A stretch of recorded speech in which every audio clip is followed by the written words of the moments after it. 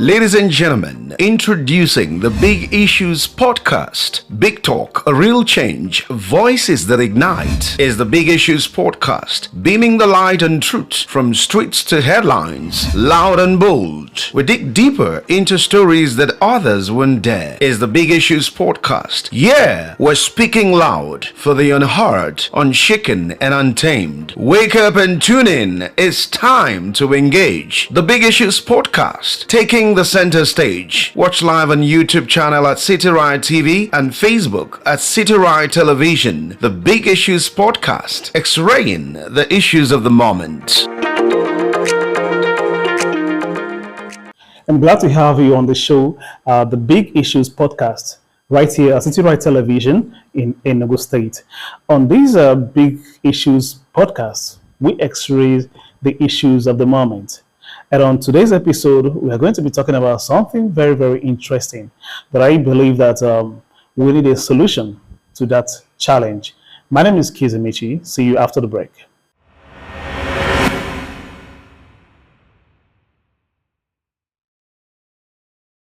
I'm glad you're still here with us. And like I promised you, that in Big Issues podcast, we'll be talking about issues that people feel people don't even dare to talk about. We're going to talk about things that concern the society, things that are posed as a threat or challenge to the human race. And joining me on today's episode is Reverend Father Benjamin Achi. Father Benjamin Achi is the Director of Communications, Godfrey Okoye University. Father, you're welcome. Thank you very much. It's easy. Yeah, yes, when people see you in suit, they'll be looking for a sultan or something. Yeah, well, the castle gives us away quite easily. Okay, good. So sometimes we choose to appear differently. All right, you're welcome. Yes, thank you. This is Big Issues podcast. We raise the issues of the moment. And on the burning issues at the front burner today is the killings in Nigeria, particularly in Benue State. It's no longer news that in recent weeks, there has been several attacks on various local governments from Agatu to, what's it called again, to upper local government, and so on and so forth. And one begins to wonder, when the righteous is on throne, I think the people are supposed to rejoice. Yeah. So what is happening in Benue State, considering the fact that your colleague happens to be the governor of the state? Yeah, thank you very much once again, Kizzy, for having me in your beautiful space. This is my first time coming to you're welcome. City Ride Television, and it's interesting being here and seeing the good job you're doing. The conversation you've invited me to have today is one, I normally have with mixed feelings in recent days. It's something I would love to talk about because it's something that should concern all of us. I mean, exactly. It should trouble every mind, every decent mind. It involves human life. Yes, exactly. So that is why I've considered it important to always join in that conversation whenever it comes to the table. But then I also feel terrible having that conversation because, just like you rightly stated, a brother priest of mine happens to be holding the reins of leadership, the reins of power in that state, very richly blessed state, a state so blessed that they had to end that sobriquet, food basket of the nation, which unfortunately has become a state with a full harvest of blood. Yeah, somebody called it a blood basket of the nation. Yeah, exactly. That's so pathetic. It's not a good thing to have. Yes, it's really a very unfortunate thing. It's a very unfortunate thing. Benue State is peculiar among the 36 states of the Federation when you talk about its leadership, because talking about a priest being in the position of authority in that state, this is not the first time. We know there was a Reverend Father Moses Adasu, who was one time governor under the military administration of General Ibrahim Babangida. That was in 1992, 1993. Wow. So this is not the first time. And the Benue State is one state that has that peculiarity, The current governor, Father Hyacinth Alia, is the second priest to hold the mantle of leadership in that state. And just like you rightly stated, one had expected. You see, Yes. Benue State has had, this present kind of problem we're having a lot of murderous onslaughts for quite some time now. Exactly. That In all is, fairness, it didn't begin with the current administration. We saw a whole lot of it under the former governor Samuel Otom yes, and but all of that. that's part of the promise during campaign for Exactly, exactly. And we were all very hopeful. I mean, very hopeful. And why shouldn't we be hopeful? If, just like you said, if someone who a spiritual leader who appreciates the value of human life should take the mantle of leadership and is making very clear promises to put a stop, to mitigate that anomaly we've been seeing all along. I mean, we should be hopeful. Everybody, I want to blame anybody who was quite expectant that things were going to take a different turn for the better. But unfortunately, we are seeing something different now. So it really cuts through the heart to see that things didn't eventually turn out fine like we had expected. So could this be the reason the Catholic Church seems to be against the priest being in politics, if I'm not mistaken? I believe there's a canon law, something like that prohibits a priest to exhibit, to occupy dual office. By what I mean by dual office is that as a priest, you are meant to celebrate Mass every day of your life. Mm-hmm. But as a political leader, there are some benefits that are withdrawn the moment you assume office, right? Yeah, exactly. So, well, the Catholic Church is very clear on this issue.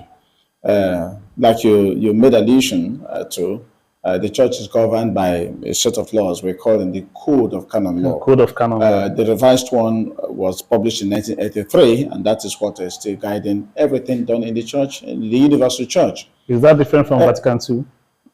Oh, from the Vatican II? Well, Vatican II is just an ecumenical council where we had some exact deliberations on how the church is to be governed. But the Code of Canon Law is to the church what the constitution of a nation is to any nation. Okay. So that's actually what it is. It's, I mean, the ecumenical council is like having a constitutional conference, or maybe the Federal Executive Council or something, like where resolutions are taken, or thank you, like Episcopal conferences of countries. But when you talk about the laws, set of statutes that govern the church, you talk about the Code of Canon Law. And the church, that code was so categorical in its provisions with regard to priests participating in politics. Canon 285, paragraph 3, made it categorically clear, abundantly, in no unclear terms, that priests are not supposed to, are prohibited, that's the word. It's better we prohibited from participating in, there is no exception. In politics. Exactly. I mean, in partisan politics, the priest should not participate in politics, either becoming a member of a political party or becoming partisan in any way, or even like what you see in sometimes, trying to tip one candidate against the other. Yes, I've seen them in the past. Yes, exactly. That's why the church frowns at it. Whenever, I mean, a priest, either through his utterances or through his body language, says, oh, well, I'm tipping this candidate against the other. What we're asked to do each time as leaders of faith is to give the people that political education, that enlightenment they need, and ask them to vote, in accordance with their conscience. Just look around, look at all the people who are vying for positions, and then look at them and listen to their manifesto, listen to the promises they're making, and also look at their trajectory, look at their antecedents. The antecedents. And if you feel from what you've seen in your own personal judgment that this person can deliver the goods when it comes to governance, then just give him your mandate. Yes, but the law does not prohibit a priest speaking against the evil when in the society, right? It is our prophetic function to speak against evil. Thank you. That is what the prophets of the Old Testament, of the Old Testament, Jeremiah and of course, Isaiah, Jeremiah, all of them, Amos, all of them were known for that. In fact, it is part of our obligation, our prophetic function as priests, always to stand up for what is right, to stand for justice, whose us is God, not minding whose us is God, to call a spade by its name. But becoming expressly partisan is one thing that the canon law prohibits. He said, in fact, the priests are not even allowed to be heads of labor unions to that extent. Wow. It is prohibited up to that point. So it's not even about partisan politics. Okay. Anything that will, give the priest away as aligning with one group against the other. No, the canon law says the priest is not supposed to do that. Why? Because the priest is supposed to be the father of all. He should be able to accommodate everyone. So once he tips one group or one person against the other, then he's no longer the father of all. All right. So that's why the church says no to that. And that is why whenever anybody makes attempts to do like what you're saying now, the person automatically gets suspended. There's a suspension immediately. You are suspended after his tenure. Can he come back? Well, he can. He can. Well, it depends on the diocesan bishop to now decide what happens. If he comes back and then expresses the interest to still continue in his pastoral duties as a priest. Of course, a priest is a priest forever. In the order of Melchizedek. Of course. All right. Talking about prohibition and prohibition and prohibition. Yes. Does the canon law also prohibit a priest who has assumed a political office from defending himself against insurgency? Because looking at what is happening in Benue State, amidst all the chaos, all the bloodshed, what the governor is giving as a defense is that when he took over the mantle of leadership in 2023, that about 17 local governments were affected, but currently he has been able to reduce them to 6. Is that a kind of defense we should be looking at? Shouldn't we be talking about how to even stop it from happening at all? Yeah, I think that should be the concern of any leader. What do you do to stop the murderous escapades of these people? Should it even happen at all in the first place? Exactly. Because let's call a spade by its name. It's just a land grabbing, drive by a group of people trying to sack people from their homes and all that. And you see, there is this one phrase that is used that gets under my skin. They say is farmers herders clash. It is there is no clash here. Someone is asleep with his family, and some other person comes, pours fuel in the house, and burns the people, the house with all the inhabitants in it. The army chief was talking about that. That when you talk about clash, it means that I saw that clip, and two people are moving. Yes, but exactly. in this case, that one was lying steadily at a particular point where the other one moves to invade. Yes, so he called it an invasion. Nothing actually qualifies that as a clash in any way. So I consider it a gross embezzlement of facts for someone to call that a clash, because obviously, we don't need English appreciation lessons to know what clash is. Just like the army chief, the chief of defense staff was saying. I saw that clip, and I gave him a thumbs up because he was admitting. But according to what these days is about social media and a global village. When he made that assertion, a lot of people started complaining that is it his duty to lecture or to defend? So I was coming to that because yes. At least he was kind enough to admit he didn't want to use the same word because I consider that a political statement when he said that farmer headers clash. I find it absolutely reprehensible to say that, because that is not what it is. So to hear the army chief at least admit that it is not a clash, wow, that sat well with me. But that doesn't exonerate him completely, because for crying out loud, you are the army chief, you are the chief of defense staff. At a point, you even said you had to relocate. You had relocated to Benue State to make sure that you put a stop to this. And right under your nose, we've seen repeated attacks. Yes. Taking hundreds of lives. And the people are stopped from doing, what was it called? Yes, exactly. So that's one funny thing about it. So, you are not rising to the occasion. You are missing in action. So admitting that it's not a clash is even the reason why you should do more. Exactly. Knowing that this is just, people, a coordinated onslaught against defenseless people, innocent people who are in their ancestral lands. For those of you who are just joining us, is the Big Issues podcast, where we survey the issues of the moment. And we'll be speaking to Reverend Father Benjamin Achi, who happens to be the Director of Communications, Godfrey Okoye University. And not just the Director of Communications. I remember you were chaplain to so many institutions, but that will be another story, a story for another day. Today, we're talking about bloodshed. Yeah. Today, we are talking about bloodshed, human life. Yeah. And we are talking about the sanctity of human life. And the why I use the word sanctity is because the governor understands that better than anyone else. Yeah. Because as a Catholic priest, you are well trained and in various aspects of human endeavor, both psychological, philosophy, and so much, and all that. Now, I said the attack has recently increased. Yeah. And in the midst of all this, the governor is talking about mobilization for the youth to welcome the president. When this attack happened, it took the first person to speak was the Pope, all the way from Rome. Yeah. Another person to speak was Vivian, very dark man, who went there to give a first-hand report. Yeah, exactly. On the spot assessment. Yes.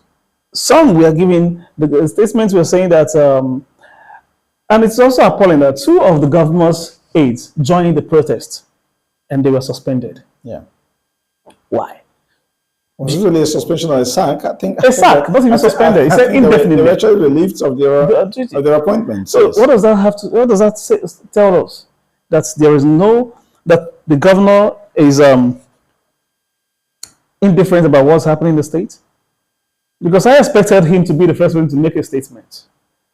We are having a report of 200 casualties, and the report from the officials report is saying about 50 casualties. Even if it's one, even if it's two. Exactly. Are we talking about human lives here or chicken lives? Yeah.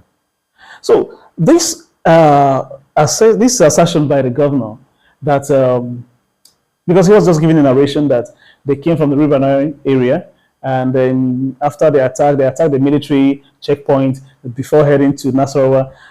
If you have all these reports, what did all these intelligence reports? Exactly. What did he do? Why didn't he do something? That's my question. Is a very pathetic commentary, I must tell you. That is actually what makes it terrible. Yeah. The fact that you have details. I've followed the governor's interventions. I've followed his addresses at various times. Whenever there's this attack, there will always be a white paper or him coming out to address the people, and I've always listened to him. The other time he said these are foreigners, these are not Nigerians who are coming to attack the people. So you have these details. Who are these people who just invaded the country and invaded your space and they're killing your people? Can't you have an answer to that? Is there no way you can prevent that from happening? And you waited for the Pope to speak up. Saving the life of your people. So the thing is, I think it's just a case of one trying to play politics with something that is as important as human life. I did a piece, an article after that the first attack of 3rd June, I said, look, where political expediency overrides ethos and rectitude. That's the title I gave to that article. Because that's exactly what it is. Yeah. It's just someone not confronting the issue the way it should, not facing the facts, just trying to play on words. Because we understand there's no way this can be justified. You can be sitting as a governor and these things are happening under your very nose. People are coming in, invaders, whoever they might be, and you sit comfortable saying that happened. I can't wrap my head around it. And it makes me feel so terrible. And the fact that he's not addressing it the way it should. Some people will tell you he doesn't have the security architecture at his disposal because he's just a governor. But that's the chief security officer of the state. Even if there is nothing else you can do, at least speak loud enough for the government at the center to come to intervene. I recall that that's what I expected. I'm not just playing on words. Predecessor never did much in terms of fighting this, but he spoke out loud. At least he did. He spoke out Yes, loud. He he cried. did. I But listened to people- Samuel yeah. Otom Yes. repeatedly, times without number, and saying, "Look, I'm disappointed that the government at the center is not doing enough to put a stop to this. I mean, my hands are tied. I'm helpless because, of course, if I had greater powers as a Yes. governor, I could have done something better." At least somebody was speaking up. Coming to this power at the But center. in this case, the governor is completely missing in action. Couldn't even speak. Yes, coming to the power at the center, the president, President Tinubu, on one of the national dailies, blamed the report says that he blamed the governor for disregarding intel's report. That's one. And then on arrival, or before that, he tasked the governor on reconciliation. Is that a solution? I don't understand what they mean by reconciliation. That is the To question. be honest with you, Kizzy, when I saw that, it sounded ridiculous to me. Who is reconciling with who? Yeah. So, I've heard some reports, some talks, narratives flying around that it's the political bigwigs in Benue State who are not seeing eyeball to eyeball with Father Hyacinth, the governor, that are fomenting all the trouble and trying to make the state ungovernable for him. And I said, somebody was putting on that argument today. I was having that conversation with a colleague, and they were saying that. I said, look, that shouldn't even be an excuse. If I am sitting as the governor, and there are some people who are trying to throw spanner in the works, who are trying to throw me and the entire state under the bus for political reasons, for whatever political Yes. reasons they have, I will speak up and name them. These are the people causing trouble here. These killings are happening because of this person who is putting a support to all the nonsense. I will be open enough to say this is exactly what is going on. Exactly. Like I said, it's as simple as that's that. what spoke out loud. Yes, exactly. But if there's a case like that and you are not speaking up against it, then it means you're all in the same bandwagon. That's what it means. But do you also think this could also be ethnic cleansing or religious war? Isn't it obvious? No, I think it's a case of ethnic cleansing. I think it's a case of ethnic cleansing because Benue is not the only place suffering this attack. Exactly. We see a lot in Plateau State Even as in well. Enugu State. Some Muslims have also been killed. In the process. So I think it's a case of it's more of ethnic cleansing, Than trying religious, to grab people's lands and then displace them and all that. I saw one extremist, of Fulani extraction, who was saying that the people should be ready for more of these attacks unless they give up their lands.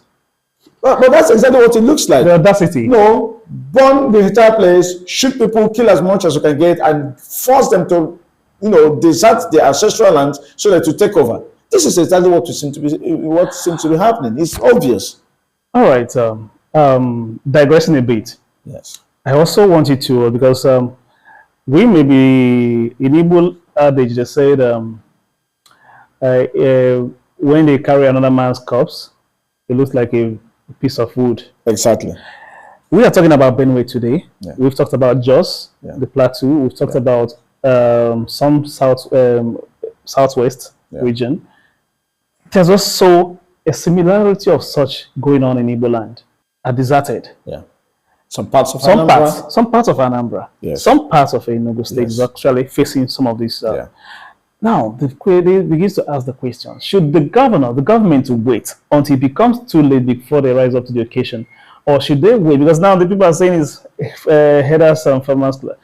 Some of the ones happening in Igbo land, there are so many allegations of different groups of different people and all that. Shouldn't the government rise to the occasion to nip it at the bud before it causes more mayhem? Totally out of hand. Yeah. That's a very important question, Kizzy. It's a very important question. You see, one problem we have in this country is that we have governments at all levels that are never proactive about anything. We have governments that are usually reactionary. They will see all the red flags. They will see it coming. And no, everybody will just sit back and pretend like they don't know these things are coming until something happens, and then they begin to react to what has happened. When they got all the red flags, when they got all the signs. You see, I tell you something, Kizzy. Each time I hear of a fresh attack in Benue State, I worry. It cuts through the heart. It makes my heart bleed, not just for the lives lost in Benue State, Yes. but for the fact that this thing is coming to Enugu. It's just a question of time before it comes to Enugu.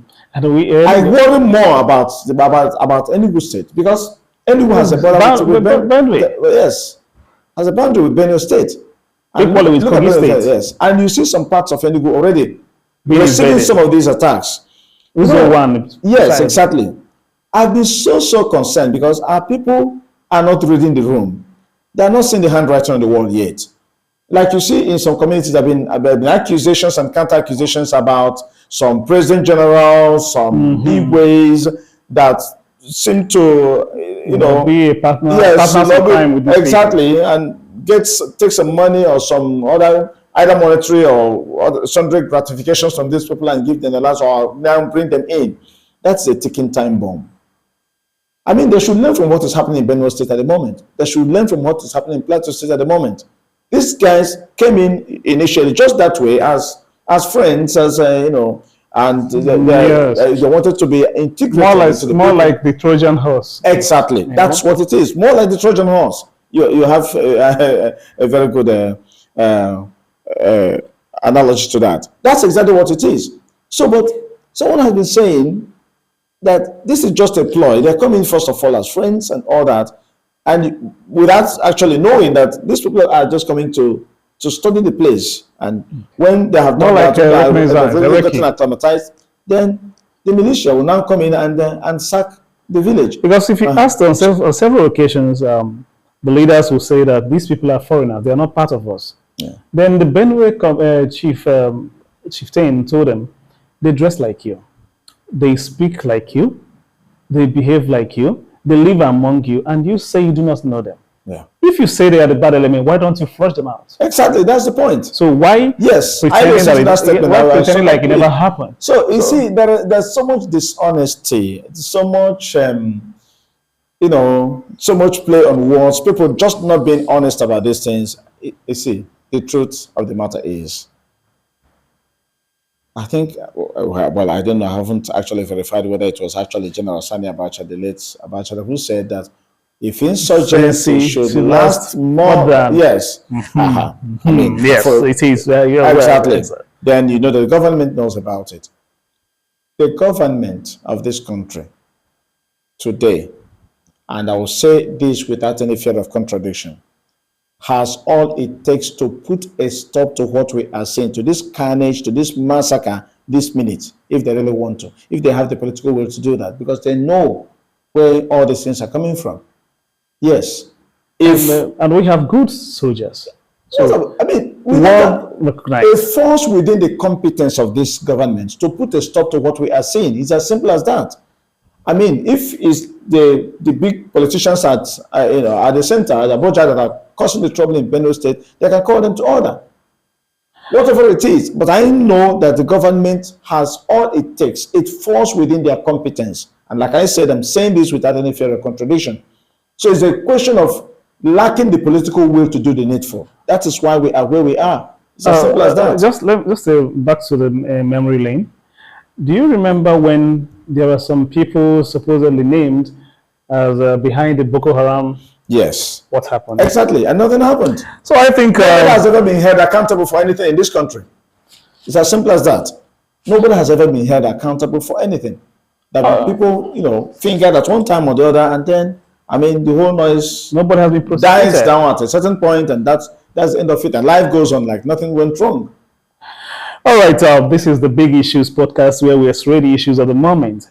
And like I told you, we've been speaking with a priest. And before we leave the studio, as a priest, do you have a message to your brother priest in Benue State? Because I believe this was not the oath he took when he was in seminary.